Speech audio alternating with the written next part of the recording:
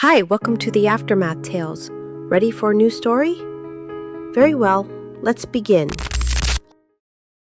I never thought I'd be standing at my bedroom window on a Thursday morning, watching my husband kiss another woman through her bedroom window. But there I was, about to discover that my perfect life was built on lies. Let me tell you how I got here. My name is Sydney Parks. I'm 42, and until recently, I thought I had everything figured out.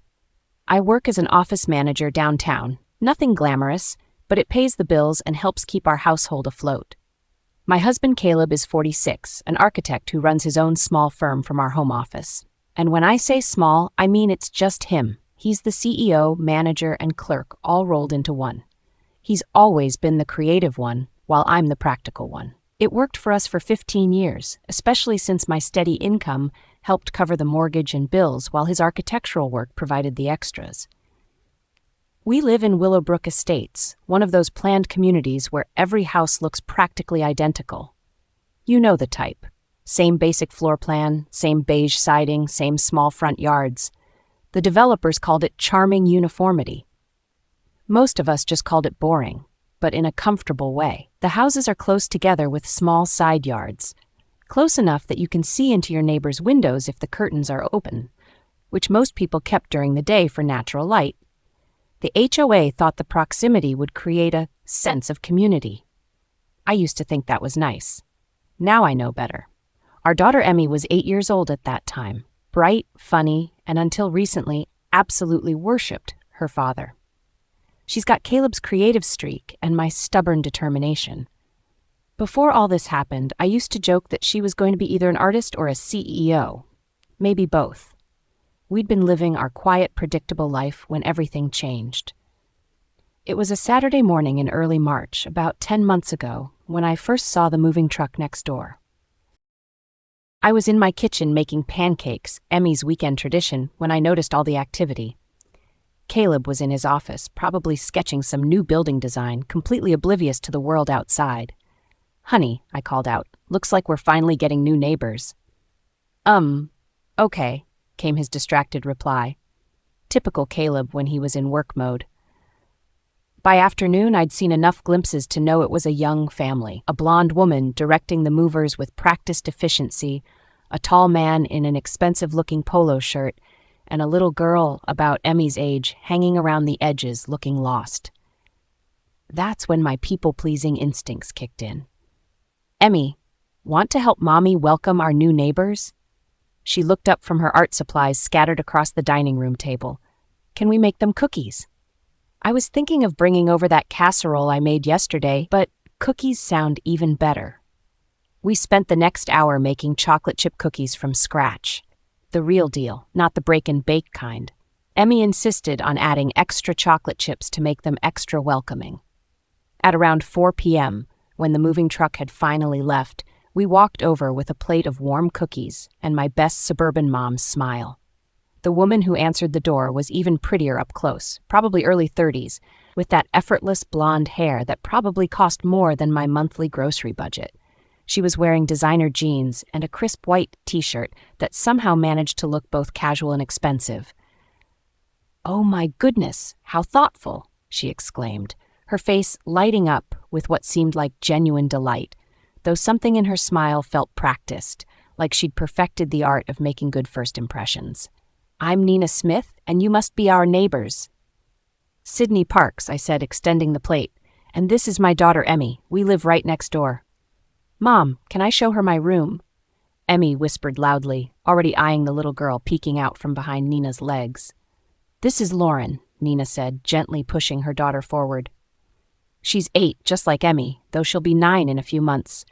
Very shy about new places. Lauren, honey, say hi to Mrs. Parks and Emmy." Lauren gave a small wave. She had her mother's blonde hair but seemed more reserved, maybe overwhelmed by what I assumed was just the stress of moving. "Lauren and I are almost the same age," Emmy announced with the kind of instant enthusiasm only kids can muster. "Do you want to see my backyard? We have a really good swing set." And just like that, a friendship was born. Nina's husband Anthony appeared a few minutes later, tall and handsome with an easy smile. He was clearly successful.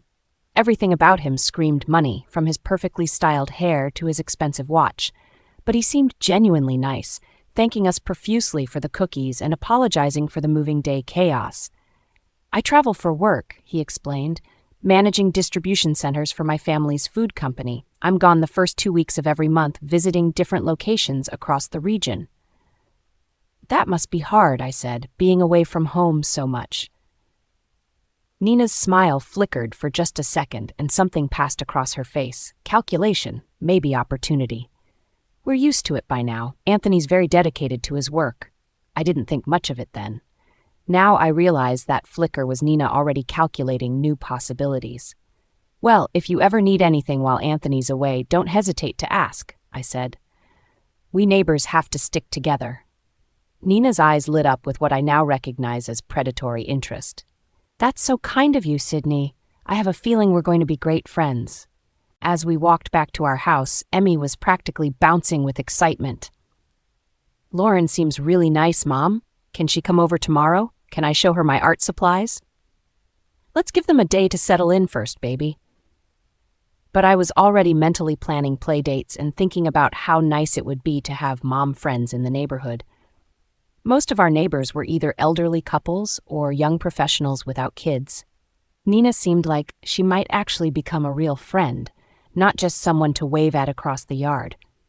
If I'd known then what I know now, I would have kept those cookies to ourselves. What started as neighborly kindness slowly evolved into something I treasured, a real friendship with another mom who seemed to genuinely care about our family. Over the following weeks, Nina made herself indispensable in ways that felt natural and welcome. She'd text me funny observations about our daughter's friendship, share articles about parenting challenges, and always remembered little details about my life that made me feel seen and valued. "How did that meeting with your difficult client go?" she'd ask, remembering conversations from days earlier. "Sydney, I saw the most gorgeous scarf that would look perfect with your coloring. Want me to grab it next time I'm at the mall?" By early summer, we'd developed a comfortable routine. Nina would come over on weekends when Anthony was traveling, we bringing Lauren for play dates, while she and I sat in the kitchen drinking coffee and chatting about everything from the girls' school drama to our favorite Netflix shows. "I love having adult conversation," she'd say, settling into my kitchen chair like she belonged there. "It gets so lonely when Anthony's gone half the month and Lauren's at school." "I know what you mean," I replied, and I meant it. Having a mom friend in the neighborhood felt like a luxury I hadn't realized I was missing. The girls, meanwhile, had become genuinely inseparable. Lauren would come over after school most days. They both got out at 3:15 and would walk home together, chattering about their day. They'd spend hours in Emmy's room or playing in our backyard, becoming the kind of best friends only children can be. "Lauren's my best friend," Emmy told me one evening. "She knows about moving a lot. She says she's lived in 3 different states. That must be hard for a little girl. She says she's used to it, but she really likes it here. She wants to stay forever this time." Nina was generous with the girls too, but in a way that I now recognize was carefully calculated. She'd take them shopping for matching friendship bracelets, or surprise them with elaborate art supplies, or suggest craft projects that kept me busy and grateful for her thoughtfulness. "You don't have to do all this," I'd tell her. "I want to. Lauren's never had a friend like Emmy. This kind of stability is so good for her." She'd say this with such apparent sincerity that I felt honored to be providing something valuable. But as summer turned to fall, Nina began subtly steering our conversations toward more personal territory. It happened so gradually that I didn't notice the pattern at first.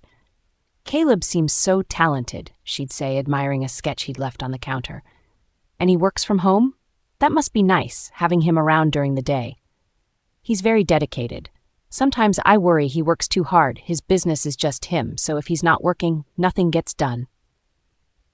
"A one-man operation? That's impressive. Anthony's always gone, and when he is home, he's still on work calls. It must be wonderful having a husband who's actually present." Nina would say this with a wistful expression that made me feel sorry for her, made me appreciate what I had with Caleb. "What time do you usually leave for work?" she'd ask during another conversation, the question seeming casual enough. Around 8:30. Caleb starts his day around 9. And you're gone all day?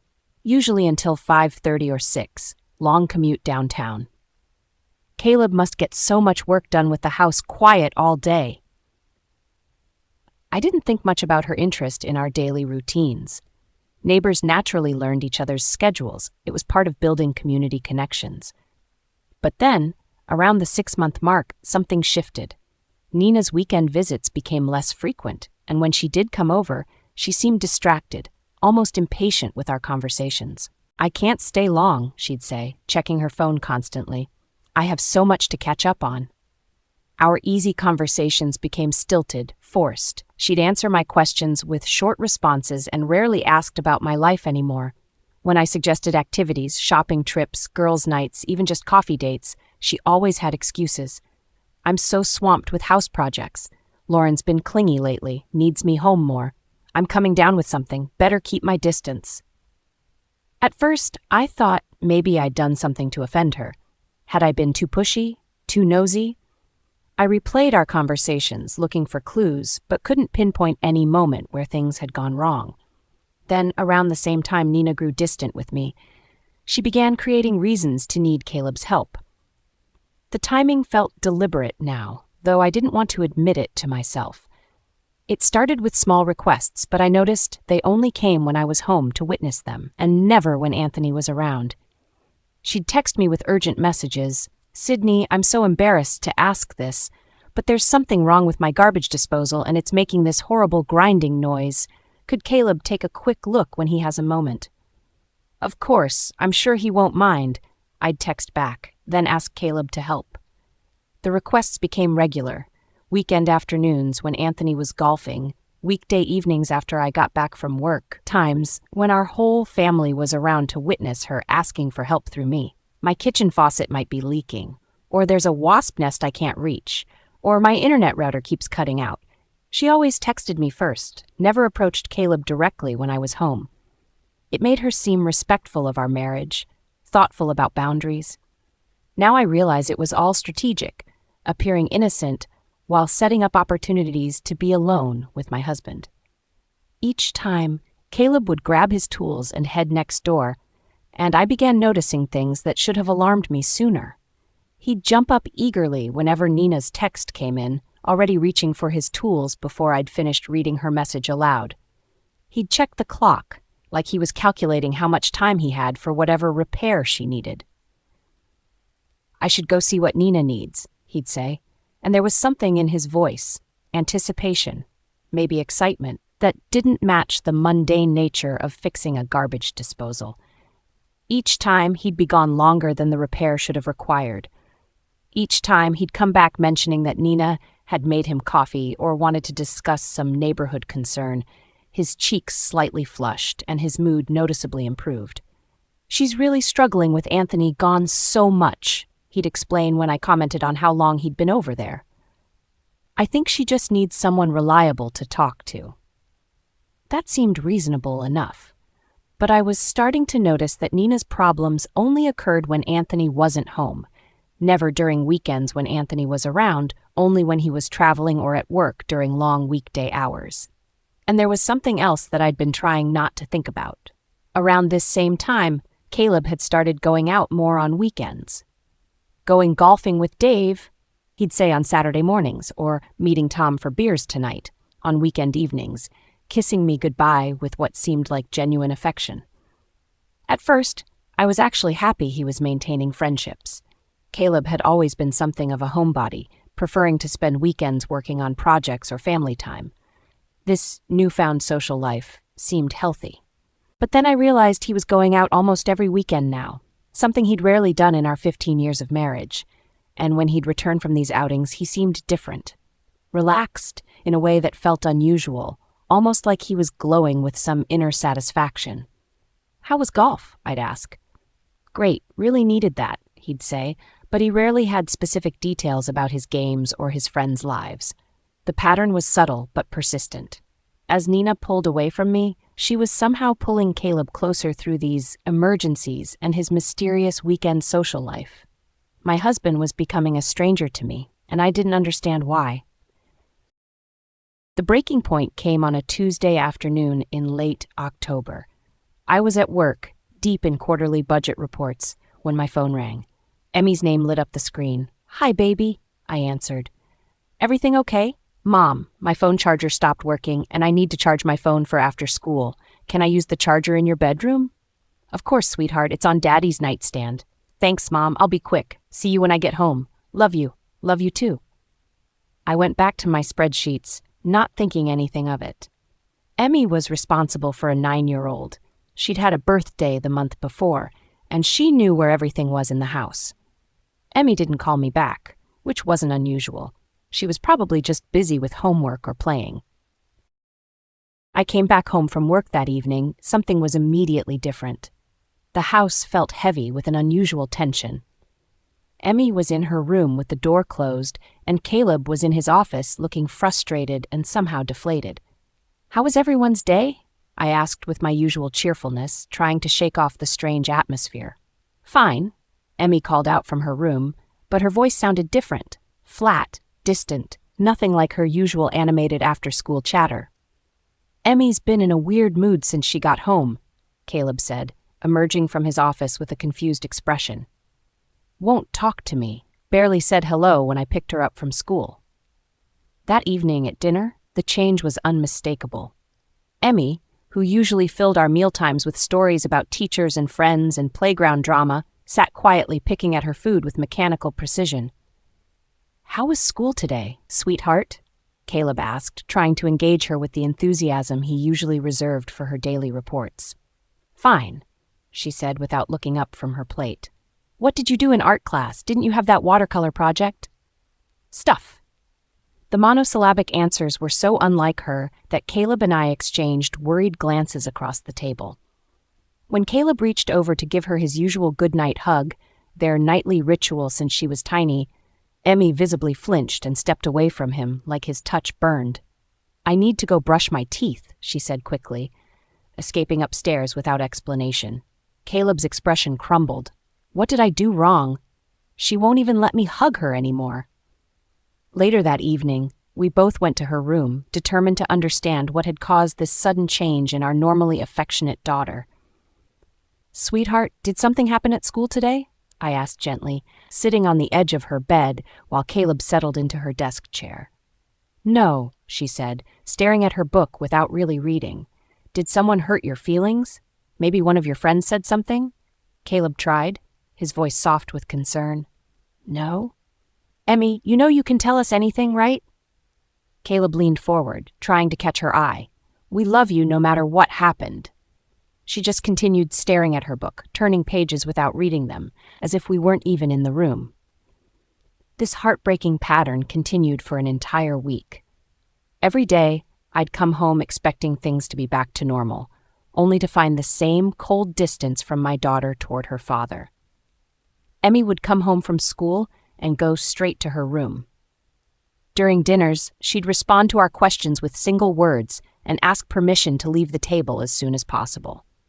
When we'd try to talk to her in her room together, she'd pretend to be asleep or deeply absorbed in reading, refusing to engage with either of us. "Maybe she's just going through a phase," I suggested to Caleb one evening after another failed attempt to connect with her.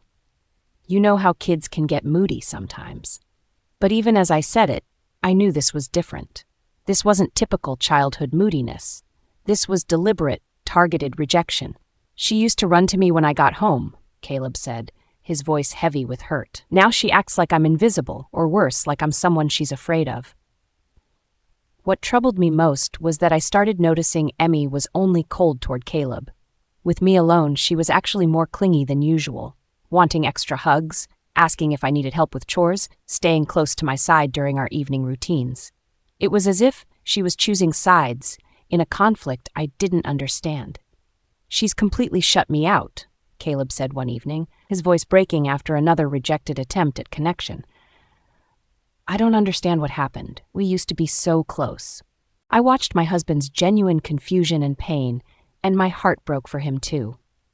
Whatever was wrong with Emmy, he clearly had no idea what had caused it. Finally, Exactly 1 week after this strange behavior had started, I decided I had to get to the bottom of it. I waited until Caleb had gone to bed and was snoring softly, then crept down the hall to Emmy's room. I sat on the edge of her bed and gently shook her shoulder. "Emmy, sweetheart, I know you're not really asleep. We need to talk." She opened her eyes and looked at me with an expression far too serious for a 9-year-old.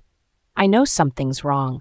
You've been so sad this whole week, and you won't talk to Daddy or let him hug you. Can you please tell me what happened? It's just us now." She sat up slowly, and I could see her wrestling with something enormous, something that had been weighing on her small shoulders for 7 long days. "Is Daddy really asleep?" she whispered. "Yes, baby. He's snoring in our room. It's just us."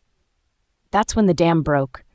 She collapsed into my arms, sobbing with the kind of heartbroken intensity that told me whatever she'd been holding inside was devastating. "Mommy, I saw Daddy with Nina," she cried into my shoulder. "Last Tuesday when I went home to get my phone charger. I saw them through your bedroom window and they were kissing like married people do, and Nina didn't have her clothes on." The words hit me like a physical blow. My world tilted, and for a moment I couldn't breathe. "Are you sure it was Daddy?" I managed to whisper.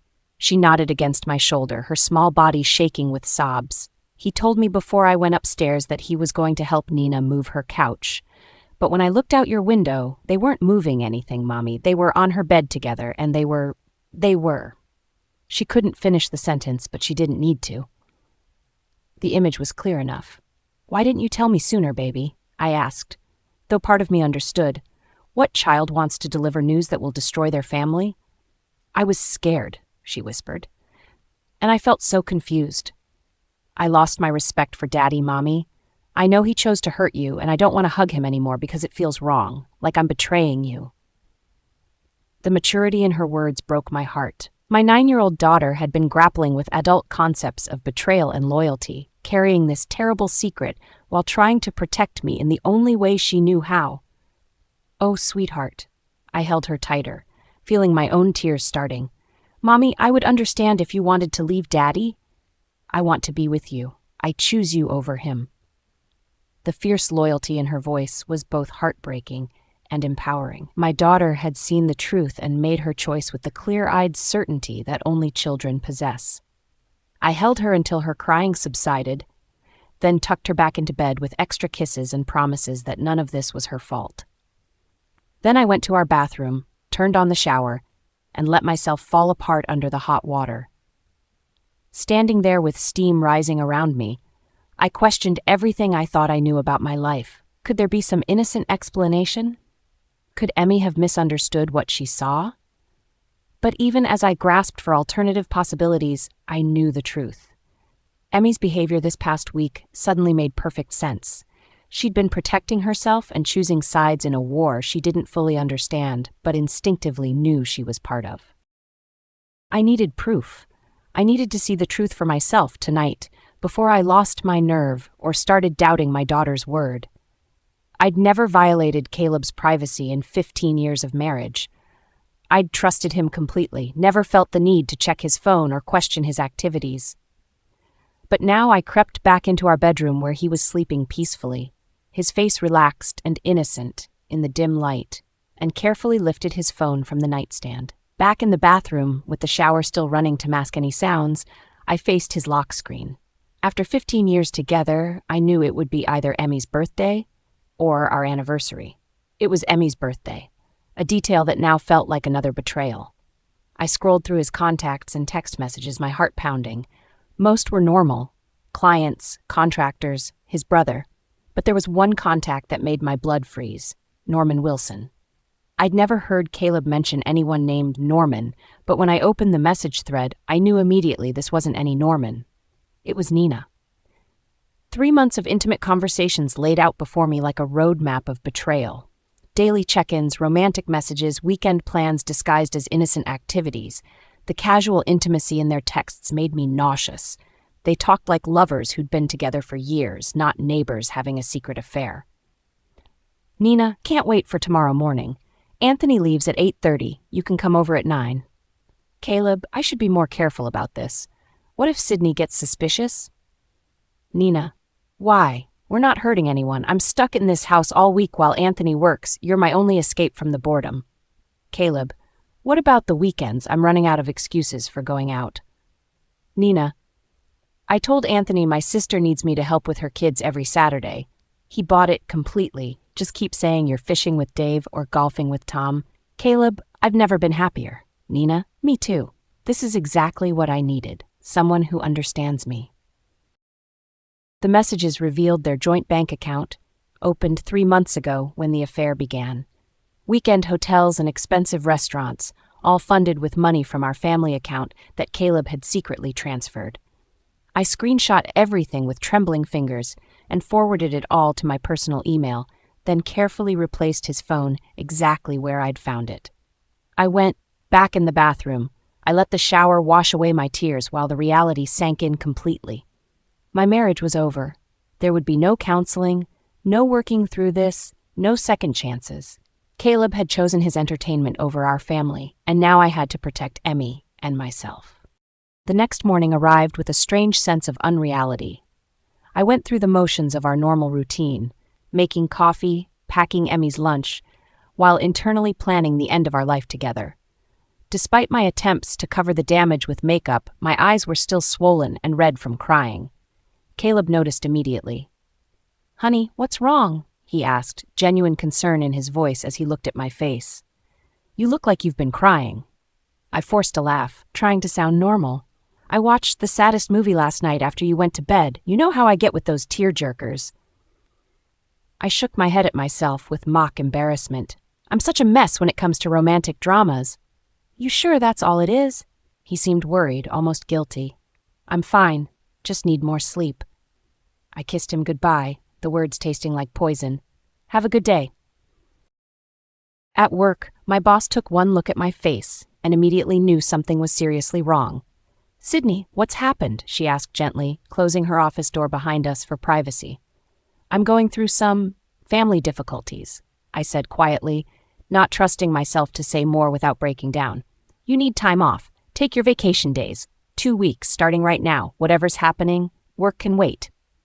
So I left the office, feeling both grateful for her understanding and terrified of having so much unstructured time to think about what I'd discovered. I decided to go to Maple Street Cafe, where I spotted Simon and Daria Matthews at their usual corner table. I was surprised to see them there, as they usually spend mornings drinking coffee at their front porch. Everyone in the neighborhood loved this couple. They were kind to everybody. "Sydney?" Daria's face immediately shifted to concern when she saw my appearance. "Oh, honey, come sit with us." I joined them, and after a shaky breath, I asked the question that would change everything.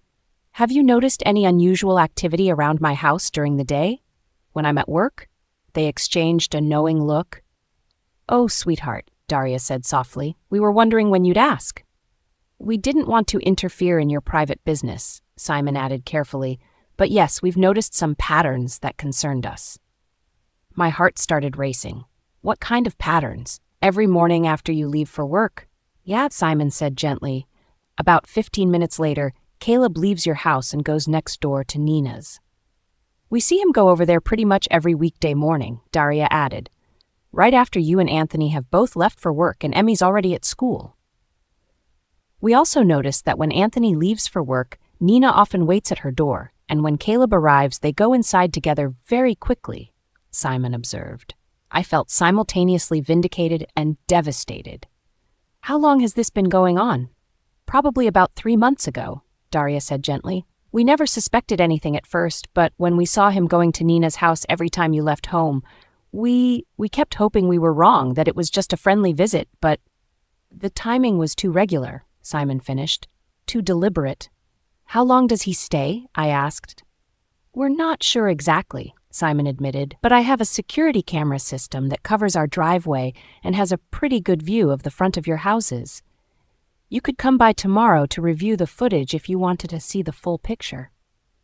"The cameras would show you everything," Simon added. "When he goes over, all the timing patterns." I felt a surge of gratitude for these kind people who'd been watching out for me without my knowledge. "I'm on vacation leave starting today. Now I can do whatever I need to do. Good, Daria said firmly, squeezing my hand. Come by tomorrow morning after Caleb leaves for Nina's house. You'll need to park somewhere. He won't see your car and walk to our house so he doesn't know you're investigating. We'll help you get the truth, Simon promised with surprising determination. Nina may have fooled you, but she didn't fool our cameras. That evening, still reeling from my conversation with Simon and Daria, I went through the motions of our family dinner while internally preparing for what I'd have to do the next day. Emmy was still maintaining her cold distance from Caleb, answering his attempts at conversation with single words while staying close to my side. Just as we were finishing dinner, there was a knock at our front door. Caleb got up to answer it, and I heard Anthony's familiar voice in our entryway. "Hey, Caleb, Sydney," Anthony called out, appearing in our dining room with a large basket of fruit. "Sorry to bother you during dinner." "Anthony!" Caleb looked genuinely surprised and nervous to see him. You're back early from your trip." "My meetings in Dallas finished ahead of schedule," Anthony explained with a tired but genuine smile. "Figured I'd come home instead of sitting in hotels for another day. My mother went overboard at the farmer's market this weekend, sent me home with enough fruit to feed the entire neighborhood. Thought I'd share before it all goes bad." "That's so thoughtful of you," I said, accepting the basket while carefully watching Caleb's reaction. His smile seemed forced, and there was obvious tension around his eyes that hadn't been there moments before. "How was your trip?" Caleb asked, and I could hear something strained in his voice. "Productive, thanks. Actually wrapped everything up faster than expected." Anthony seemed genuinely pleased to be home early. "Nina doesn't know I'm back yet. Wanted to surprise her after I finished making the neighbor rounds." I saw Caleb's jaw tighten almost imperceptibly. Anthony being back early clearly wasn't part of whatever routine had been established. After Anthony left to continue his fruit distribution, I watched Caleb's demeanor change completely. The forced pleasantness disappeared, replaced by obvious agitation as he paced around the kitchen, checking his phone repeatedly. "Everything okay?" I asked, though I already knew the answer. "Fine," he said curtly, but he was clearly anything but fine. His usual after-dinner routine was disrupted. Instead of settling into his office or joining us for family time, he seemed restless, almost panicked. I didn't ask what was wrong. I already knew that Anthony's unexpected return had thrown a wrench into tomorrow's planned affair session, and my cheating husband was trying to figure out how to handle the disruption. The next morning would bring the final confrontation. But that evening I went to bed with the grim satisfaction of knowing that the universe was already starting to deliver justice. That night, I barely slept. I lay next to Caleb, listening to his peaceful breathing and wondering how many nights he'd fallen asleep thinking about Nina instead of me. When morning came, I forced myself through our normal routine with an almost supernatural calm. "Have a good day at work," Caleb said, kissing me goodbye with what seemed like genuine affection. The casual cruelty of it almost broke my composure. "You too. Love you," I replied automatically, the words tasting like ash in my mouth.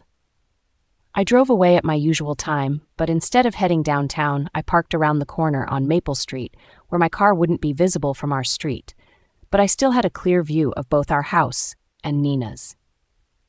I sat there with my heart pounding, waiting to see if what Simon and Daria had told me was really true.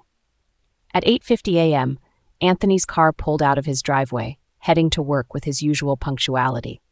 At 9:05 a.m., Caleb walked directly from our house to Nina's front door with the confidence of someone following a well-established routine. My hands were shaking as I gripped the steering wheel. Seeing it with my own eyes made it real in a way that security footage couldn't. This wasn't passionate, impulsive cheating. This was methodical, routine betrayal. I sat there for another moment, letting the reality sink in completely, then got out of my car and walked the short distance to the Matthews house, feeling like a spy in my own neighborhood. Simon and Daria were waiting for me in their living room with coffee and knowing expressions. "So you saw it for yourself," Daria said gently as I sat down, my hands still shaking. "I can't believe how routine it was," I said, my voice barely above a whisper. Like they've done this 1,000 times. I'm afraid they probably have, Simon said grimly, pulling up his security system on his computer. Let me show you just how long this has been going on. He pulled up weeks of archived footage, and I watched my marriage disintegrate in fast forward. Same pattern every single weekday for months. Caleb walking to Nina's house around 9 a.m., staying for hours, while I sat at my office thinking he was home working on architectural projects. July 15th was the first recorded visit, Simon said after scrolling through months of footage. The pattern started exactly 3 months ago. Always the same routine, Daria observed sadly. Never when Anthony's car is in the driveway, only when you're both at work. I stared at the screen, watching my husband live his double life with clockwork precision, and felt the last remnants of my old life crumble away. Thank you, I whispered, tears starting to fall again. Thank you for helping me see the truth. I can't believe my marriage is over. 15 years, and it's just gone. No, dear, Simon said firmly but kindly. Your marriage was over the moment he made that choice 3 months ago. You're just finding out about it now. You didn't destroy anything, Daria added with conviction. He did. You're just brave enough to face the truth and protect yourself and that precious little girl. You're stronger than you know, Simon said, and you deserve so much better than lies and betrayal. I wiped my tears and stood up, feeling something shift inside me, from devastation to determination. You're right. Thank you both for everything. I left their house with new resolve, knowing exactly what I needed to do while Caleb was still at Nina's house. I slipped into my own house, feeling like an intruder in what had been my safe space. Caleb's office, usually cluttered with architectural drawings and coffee cups, felt different now. Like a crime scene I was investigating. In his desk drawer, sitting right on top of other papers like he wasn't even trying to hide it, I found the actual bank statements for the secret account I'd read about in his text messages. The account in both Caleb and Nina's names that I'd seen referenced in their conversations, now laid out in front of me in black and white. The statements told the story of their deception in cold financial detail. Expensive restaurants I'd never been to, boutique hotels for weekend getaways, charges that corresponded perfectly with all those times when Caleb said he was golfing with Dave or fishing with Tom. My hands shook as I scanned the statements and emailed them to myself. Our family money. Money I'd earned. Money meant for Emmy's future and our household expenses had been funding their romantic escapes, while I stayed home thinking my husband was maintaining healthy friendships. Then I went upstairs to our bedroom, intending to search through our closet for any other evidence of his double life. But as I approached the window, Emmy's words echoed in my mind. I saw them through your bedroom window. My curtain was down. With trembling hands, I parted it slightly and looked across the small gap to Nina's bedroom window. With her curtains pulled fully open, the entire room was visible in clear detail. They were there, Caleb and Nina, naked on her bed, wrapped around each other in broad daylight like they owned the world. My husband's face was buried in her neck, her hands tangled in his hair, both of them completely absorbed in each other and oblivious to everything else. The casual intimacy between them was more devastating than raw passion would have been. They looked comfortable together, familiar, like this was just another ordinary day in their secret life. I raised my phone with steady hands and started recording. Whatever happened next, I needed irrefutable proof of what I was seeing. When I had enough footage to destroy both their marriages, I made the call that would change everything. This must end now. I FaceTimed Anthony Smith. He answered on the second ring from what looked like his home office, wearing a business shirt with his tie loosened from the morning's work. Sydney? Is everything okay? Is it Lauren? Anthony, I said, my voice surprisingly steady despite my heart racing. I'm so sorry you have to find out this way, but you need to see what's happening in your house right now. Without another word, I turned the camera toward Nina's bedroom window. The image was crystal clear through both our windows, Caleb and Nina still on her bed, completely wrapped up in each other, oblivious to the world outside. I watched Anthony's face transform in real time. Confusion melted into recognition, recognition into disbelief, and disbelief into a rage so pure and cold it was frightening to witness. "You've got to be fucking kidding me," he said, his voice deadly quiet. I watched him stand up so violently that his chair toppled backward with a crash. "Anthony, I'm so sorry you had to find out this way. This is the third time, Sydney." His voice was controlled, but shaking with fury. "Phoenix. Then Denver. Now here. I should have divorced her permanently after the second affair, but I thought she'd changed for Lauren's sake. Can you come home? I'm 15 minutes away. Meet me in front of my house. No, wait. I will park in front of yours so they don't hear cars in my driveway." The line went dead. I raced downstairs, my heart pounding so hard I could hear it in my ears, my hands shaking as I waited with the video evidence saved securely on my phone. I waited for him by their front door. A few minutes later, Anthony arrived. His face was stone-cold, composed in the way that only comes from pure, focused rage. "Ready?" he asked, pulling out his house key with steady hands. I nodded, not trusting my voice, and we walked up to his front door together. "They have no idea I'm here," he said quietly as we stepped inside. "I can hear them upstairs." We could indeed hear voices drifting down, soft laughter, the sounds of people who thought they were completely alone and safe in their secret world. We climbed the stairs silently, each step bringing us closer to the moment that would destroy 2 marriages forever. At the bedroom doorway, we paused for just a second, and I could see Anthony steeling himself for what we were about to witness.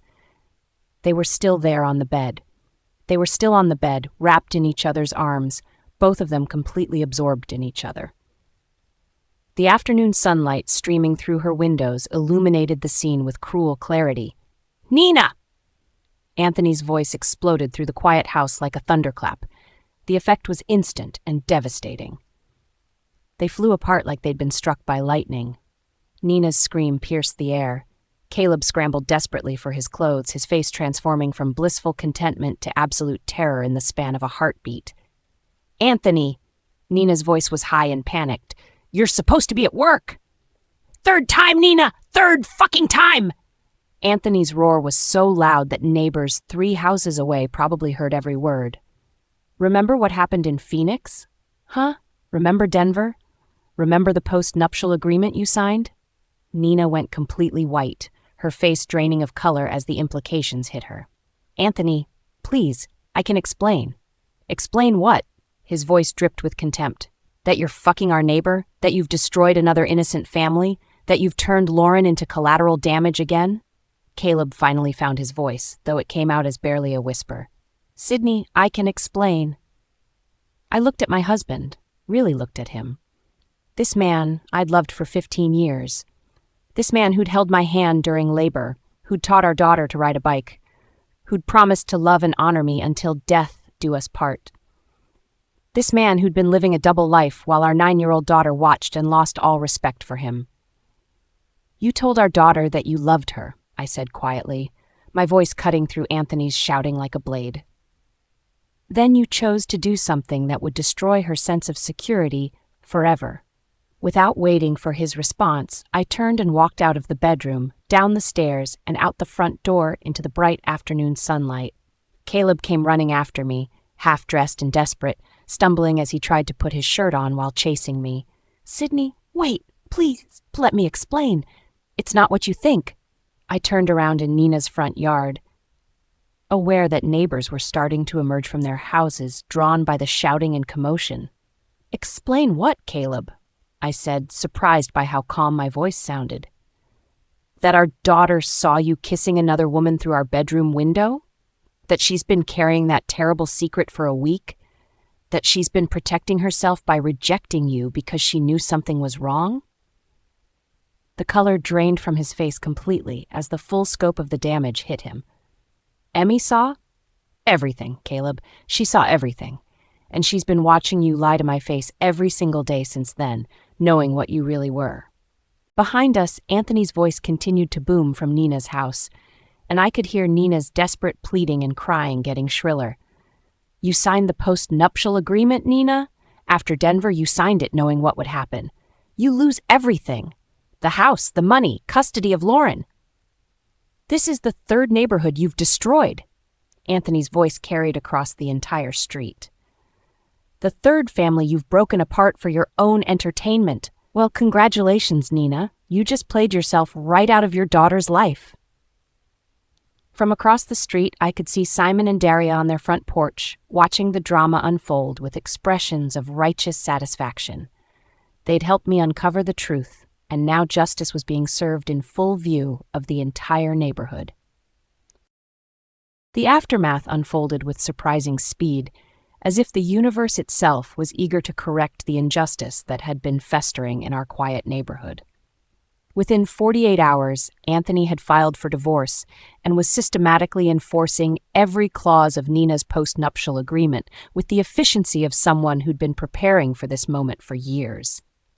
After her second affair in Denver, my family's lawyers insisted she sign an ironclad postnup.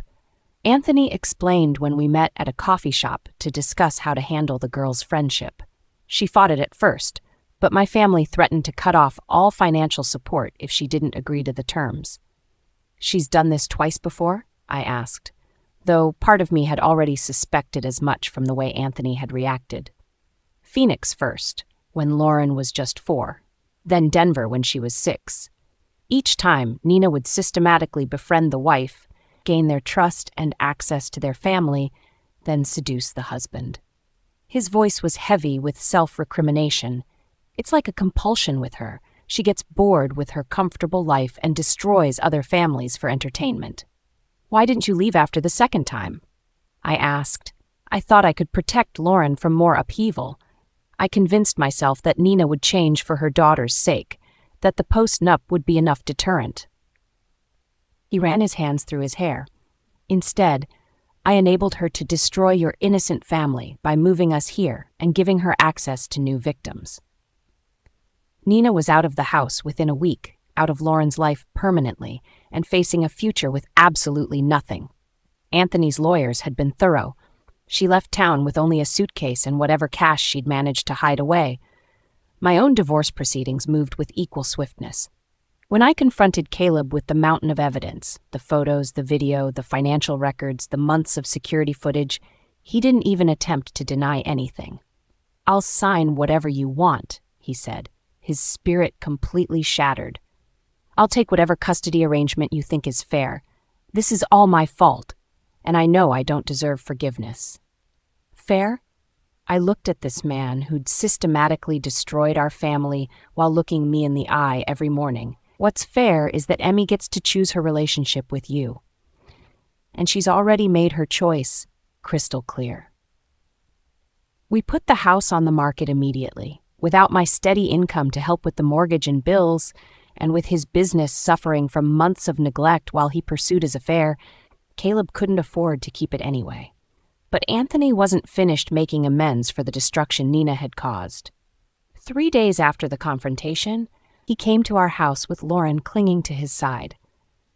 The little girl had the hollow-eyed look of a child who'd witnessed too much adult chaos and violence.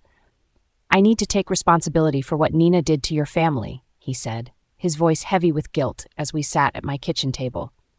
"If I'd divorced her permanently after Denver, your family would still be intact. Emmy wouldn't be traumatized." "Anthony, you can't blame yourself for Nina's choices." "I can, though. After Denver, I should have ended it completely. Instead, I moved us here because I thought a fresh start might save our marriage." His voice cracked slightly. "My choice to give a serial cheater another chance put your innocent family directly in her path." He slid a folder across my kitchen table. "My family owns several investment properties. This one has a huge backyard, and it's in a quiet neighborhood where Emmy can start completely fresh." I opened the folder and found photos of a beautiful house that looked like something from a home design magazine. Spacious, elegant, everything I'd ever dreamed of but never thought I could afford. "Anthony, I can't possibly." "You're not buying it. I'm giving it to you free and clear." He held up a hand when I started to protest. "My family discussed this extensively, and we all agreed it's the right thing to do." He slid an envelope across the table. "This should also help with moving expenses and getting settled in your new life." The check inside was for more money than I made in 5 years. "This is too much," I said. "Sydney, you welcomed a predator into your home with cookies and kindness. You treated her daughter like family while she was systematically destroying yours. You gave Lauren the first real friendship and stability she'd experienced in years. His voice was firm. The very least I can do is make sure you and Emmy land on your feet with the security you deserve. 6 months later, Emmy and I were settled into our beautiful new house. At 10 years old now, she had her own art room, a tire swing in the backyard, and neighbors who were simply neighbors. The hardest part wasn't losing my marriage. By then, I was relieved to be free of the lies. The hardest part was watching Emmy's relationship with her father. Caleb had moved to a small apartment and taken a job with a larger firm. The court granted him visitation every other weekend, but Emmy refused to go. "I don't want to see him," she'd say firmly. "He chose Nina over us." "He's still your father, Emmy. He loves you very much. If he loved me, he wouldn't have hurt our family." Her 10-year-old logic was devastating in its clarity. When Caleb would visit to drop off gifts, Emmy would flinch away from his attempts at affection. "Can Mom stay with me?" she'd ask, seeking my protection in her own house. "Emmy, please," Caleb would say, his voice breaking. "I know I made mistakes, but I love you so much." "You made choices," she'd reply. "I'm making choices too." The therapist agreed that forcing contact could cause more harm. Nina had vanished after losing everything in her divorce. Lauren was thriving with Anthony and his sister Maria, finally experiencing real stability. Simon and Daria had become like grandparents to us, showing Emmy what real love and commitment looked like. "You didn't try to save something that was already destroyed," Daria told me one evening. "That's wisdom."